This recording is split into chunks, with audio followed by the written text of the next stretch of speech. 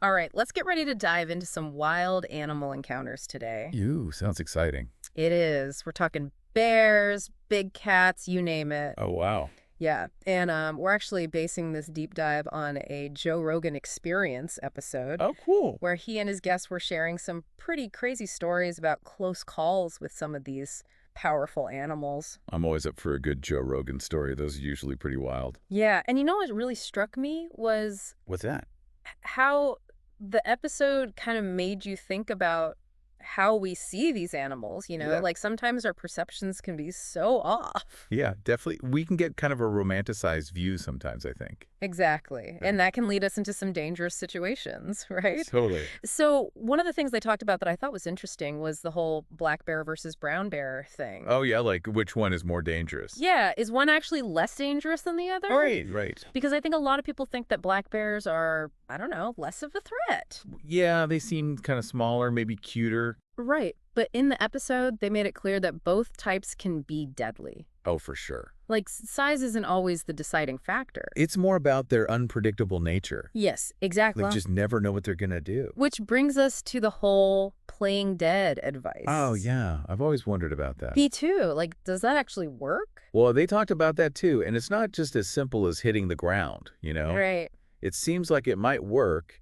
if it's a mother bear protecting her cubs. So it's more about trying to look non-threatening Yeah, like de-escalating the situation. instead of actually fooling her. Exactly. But even then, there's no guarantee. Oh, definitely not. You're basically hoping her mama bear instincts override any predatory ones. It's a gamble I wouldn't want to take. For sure, not a chance I'd be willing to take. It just highlights that there's no real treaty with these animals. No matter how much we try to understand them. Exactly. They're wild and unpredictable. Yeah, that really hit home when Rogan was talking about seeing a mountain lion. Oh, right. From his truck. He was still scared. Oh yeah, even from a distance, he felt that primal fear. Like, we're hardwired to be afraid of these predators. Definitely. It's a good reminder of where we stand in the food chain, Total. even when we think we're safe in our modern world. For sure. So let's shift gears a bit from bears, Sure. because they also started talking about tigers. Oh, true. And specifically, they brought up Melanie Griffith. Melanie Griffith, the actress. Yeah, and she apparently grew up with lions in her house. Lions in her house. Wow. Oh, yeah. Can you imagine, like, lions just roaming around? That's wild. It makes you think about how much we can actually tame those wild instincts. Right, like, can we ever really domesticate them, or is there always that risk? Yeah, like, how much can we actually control? Exactly. And Rogan actually shared his own story about being locked in a room with a tiger. Oh, no. Yeah, during a movie shoot. What? And the tiger was chained, but he was talking about how flimsy the chain was. Oh, that's terrifying. It really highlighted the danger Oh, definitely. of trying to control these powerful animals. Like, one wrong move, and it could be disastrous. Yeah, and it kind of reminded me of that whole Roy and Monaco story, Oh, the tiger attack in Vegas, yeah. which they also discussed in the episode. It's crazy how there are still debates about what happened. Right, like was it a stroke? Was it something else? Yeah, it's just such a tragic and complex story. What I found interesting was how Roy continued to defend the tiger. Even after his injuries. Yeah, it makes you think about the bond he must have felt with Monaco. Right, but it also makes you question how far we're willing to go. Yeah. When it comes to these animals. Like, where's the line between admiration and exploitation? Exactly. And is the thrill of it all worth the risk to both humans and animals? Those are some heavy questions. They are, and they're definitely worth considering. Especially as we delve deeper into these wild encounters. Yeah, but before we move on, there's another point I want to touch on. Because Rogan also brought up how size doesn't always equal danger. Oh, interesting.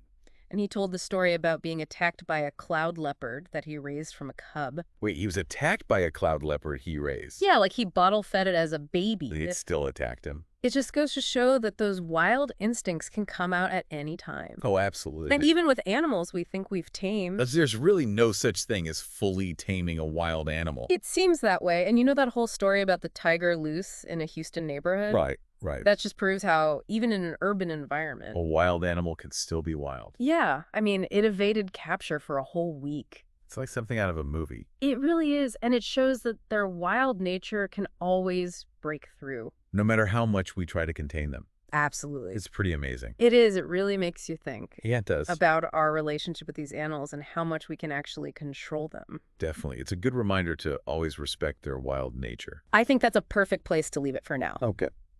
We'll be back with more from this deep dive in just a bit.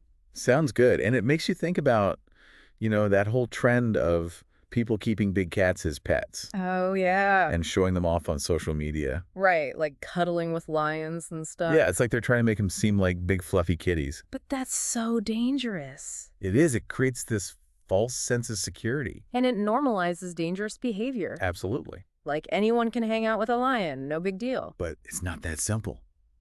Not at all. These animals are powerful predators Right. with instincts that go back thousands of years. No amount of training can erase that. And what worries me is that people will try to copy what they see. Oh, yeah, like those "don't try this at home" warnings.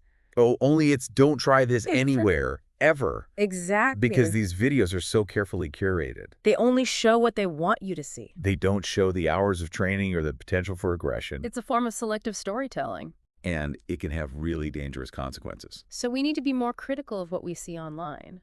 Don't just take it at face value. Do your own research. Learn about these animals. Understand the risks. Exactly. It's like with anything, you have to be informed. Absolutely. But it's interesting because on one hand, you have this trend of people keeping big cats as pets, Right. but then you have zoos and sanctuaries. Yeah, those are different. They're dedicated to conservation and education. Check a complex issue. But I think those institutions play an important role, Oh, definitely. as long as they're operating ethically. And prioritizing the well-being of the animals. Right, it's about finding that balance. Between conservation, education, and respecting their wildness.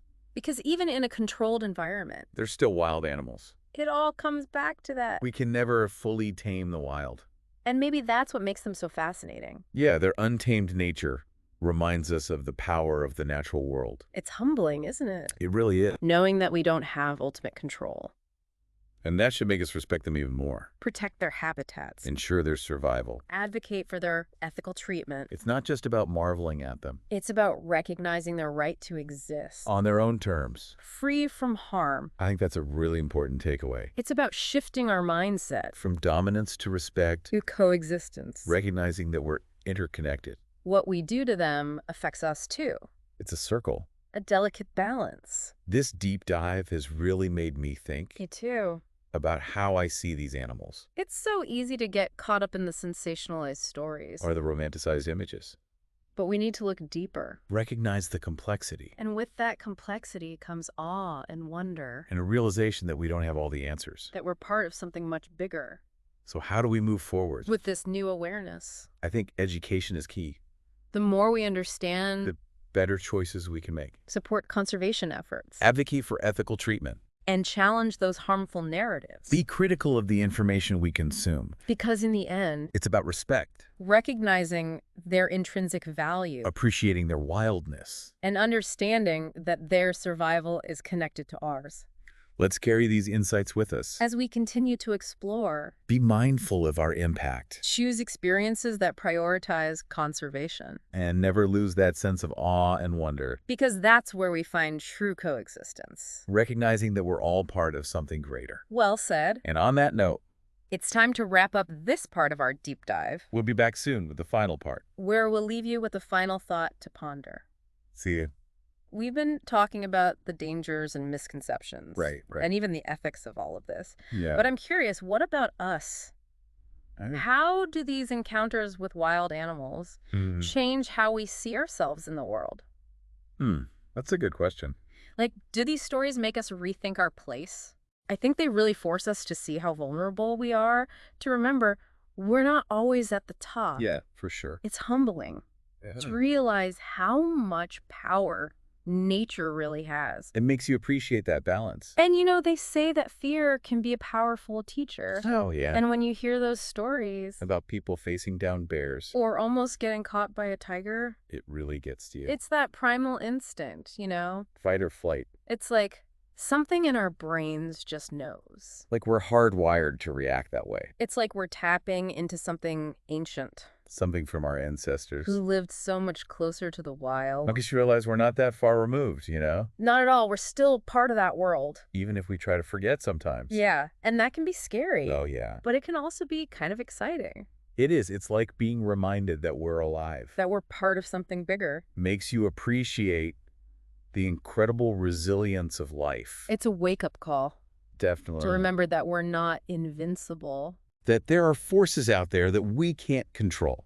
And I think that can lead to more respect. Oh, for sure. Not just for the animals. But for nature in general. Like, we start to understand that we're not separate from it. We're all connected. Yeah. So where do we go from here? With this new understanding, How do we make sure our fascination doesn't turn into exploitation? I think education is crucial. Yeah. The more we Not learn about the animals, their behavior, their habitats. the better choices we'll make. We need to support conservation. And advocate for ethical treatment. In captivity and in the wild. And challenge those narratives. The ones that sensationalize things. Be critical. Think for ourselves. Because ultimately, it's about respect. Recognizing their right to exist. Not because they're useful to us, But just that. appreciating their wildness, Their untamed nature. knowing that their survival is tied to ours. It's a beautiful thing. It really is. So as we continue to explore the world, Let's take these lessons with us. be mindful of our impact. Choose experiences that promote conservation.